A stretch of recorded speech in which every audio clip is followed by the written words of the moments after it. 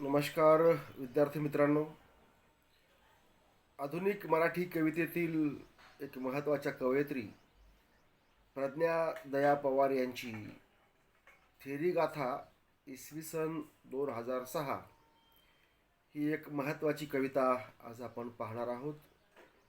आधुनिक मराठी कवितेतील प्रखर आंबेडकरवादी, स्त्रीवादी, विज्ञानवादी आणि मानवतावादी कवयित्री म्हणून प्रज्ञा दया पवार यांची ओळख आहे.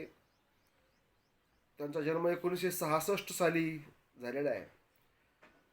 बलुत या आत्मकथनानं गाजलेले लेखक आणि कोंडवाडा या संग्रहाचे कवी पद्मश्री दया पवार यांच्या त्या मुलगी आहेत. सुरुवातीला त्यांनी प्रज्ञा लोखंडे या नावाने काव्य लेखन केलं आणि अलीकडे प्रज्ञा दया पवार या नावानेच त्यांनी आपलं संपूर्ण लेखन केलेलं आहे, करीत आहेत. अशा या प्रज्ञा दया पवार मुंबईच्या एका महाविद्यालयामध्ये मराठीच्या प्राध्यापिका आहेत, चळवळीतील कार्यकर्त्या आहेत. अंतस्थ उत्कट जीवघेण्या धगीवर आणि मी भिडवू पाहते समग्राशी डोळा, त्याचबरोबर दृश्यांचा ढोबळ समुद्र आणि तमाशा सम्राज्ञी विठाबाई भाऊ मांग यांच्या जीवनचरित्रावर आधारित आरपार लयीत प्राणांकित हा त्यांचा काव्यसंग्रह प्रकाशित आहे. प्रज्ञादया पवार यांच्या कवितेतून मानवतावादी मूल्यांचा झरा निर्मळपणानं वाहताना दिसतो. स्त्री असूनही लिंगभेदाच्या पलीकडे जाऊन विचार करणारी ही कवयित्री खरोखर महान आहे. आपल्या शब्दांतून त्या जशा व्यक्त होतात तशाच आपल्या कृतीतूनही त्या व्यक्त होतात. परिवर्तनाचा वाटसरू या महत्त्वाच्या नियतकालिकाच्या त्या संपादक आहेत. कवितेबरोबरच त्यांनी काही कथासंग्रहही लिहिलेले आहेत. अफवा खरी ठरावी म्हणून हा त्यांचा मराठीतला एक मैलाचा दगड ठरावा असा कथासंग्रह आहे. याशिवाय केंद्र आणि परिघ हा लेखसंग्रह आहे. टेहल टिकोरी हाही एक लेखसंग्रह आहे. याशिवाय धादांत खैरलांजी हे त्यांचं खैरलांजी प्रकरणावर गाजलेलं नाटक प्रसिद्ध आहे.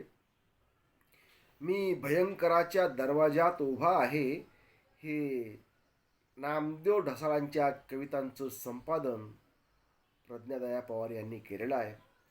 तर नेहमीच लेखकांच्या अभिव्यक्तीच्या बाजूनं उभं राहणाऱ्या या कवयित्री आहेत. अनेकदा सरकारच्या विरोधातही त्या उभ्या ठाकलेल्या आहेत सामान्यांच्या बाजूनं. आणि प्रत्यक्ष कृती करणारी अशी ही कवयित्री, कार्यकर्ती कवयित्री आहे. त्यांची ही कविता बुद्ध तत्त्वज्ञानावर प्रामुख्यानं आपल्याला भाष्य करताना दिसेल. बुद्ध तत्त्वज्ञानाचं महत्त्व सांगणारी ही कविता आहे. थेरी गाथा या शीर्षकातच आपल्याला या कवितेचा आशय समजून येईल. थेरो आणि थेरी हे दोघंही म्हणजे स्त्री पुरुष बुद्ध तत्त्वज्ञानाचे प्रचारक असतात, थेर आणि थेरी. तर अशी गाथा बुद्धानं पहिल्यांदा गाथा लिहिली, त्यानंतर तुकारामानं गाथा अजरामर केली.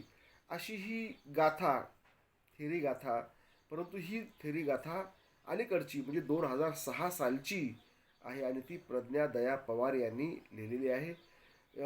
ही कविता आपल्याला आज पाहिजे आहे ती आहे मी भिडवू पाहतेय समग्रासी डोळा या त्यांच्या बहुचर्चित काव्यसंग्रहातली. बघूयात ही कविता आपण. थेरी गाथा इसवी सन 2006.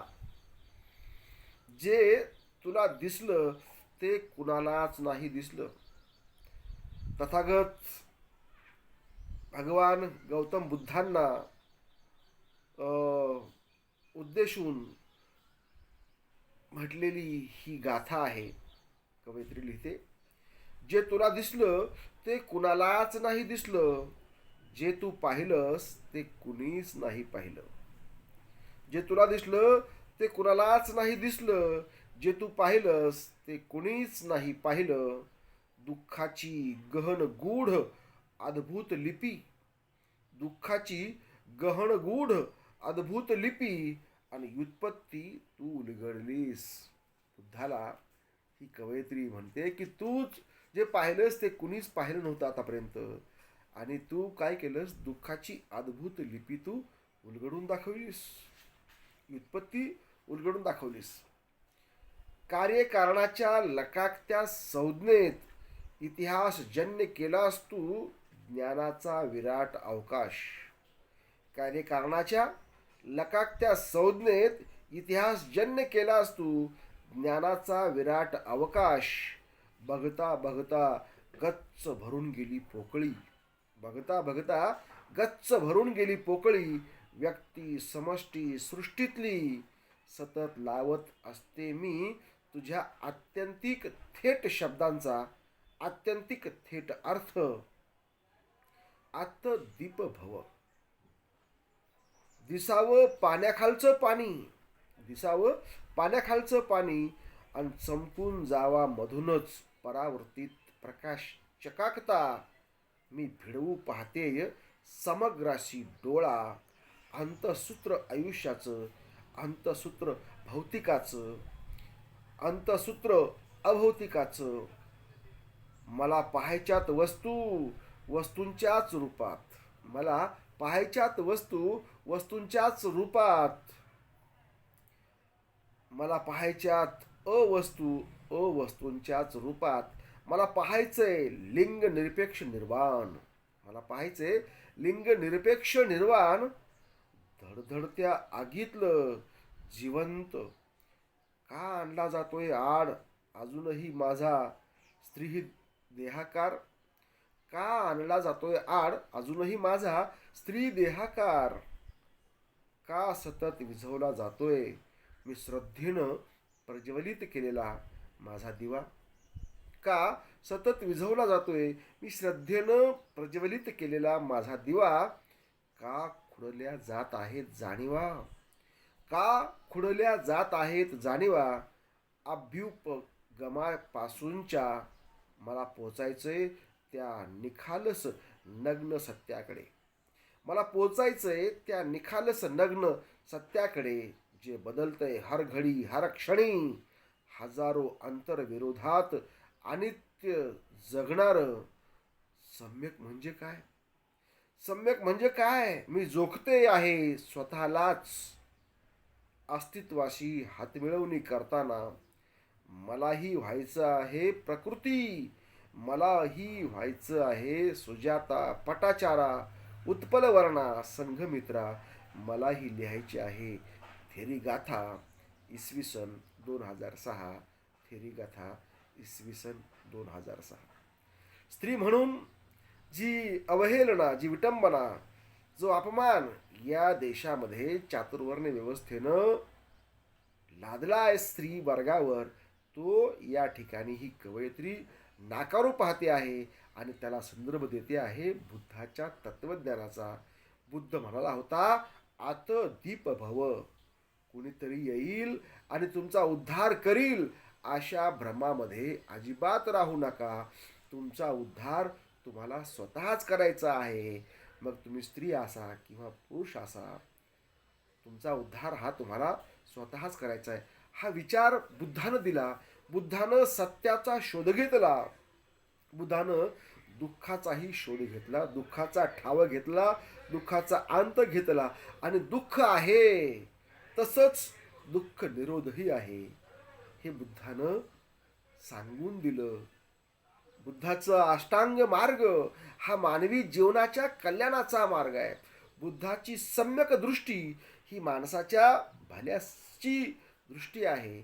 आणि म्हणून बुद्धानं आपल्या जीवनामध्ये जे शोधून काढलं ते जगापुढे मांडलेलं आहे. आणि असा हा बुद्ध अहिंसेचा, ज्ञानाचा प्रतीक म्हणून आज प्रत्येकाच्या काळजामध्ये कोरला गेलेला आहे. ही भावना, ही जाणीव या ठिकाणी कवयित्री व्यक्त करते आहे आणि ती म्हणते की मलाही ती प्रकृती भिक्खुणी व्हायचं आहे. जी मातंगी होती, जी पहिली स्त्री होती, जी भिक्खुणी होती, बुद्धाच्या संघामध्ये आलेली, तशी प्रकृती मला व्हायचं आहे. तशी संघमित्रा मला व्हायचं आहे. सुजाता व्हायचं आहे, पटाचारा व्हायचं आहे, उत्पल वर्णा व्हायचं आहे आणि मला सुद्धा थेरी गाथा लिहायची आहे. अशा प्रकारचा प्रचंड आशावाद निर्माण करणारी ही कविता आधुनिक मराठी कवितेतील एक मानाची कविता आहे असं आपण म्हटलं पाहिजे. इथं आपण थांबूया. धन्यवाद.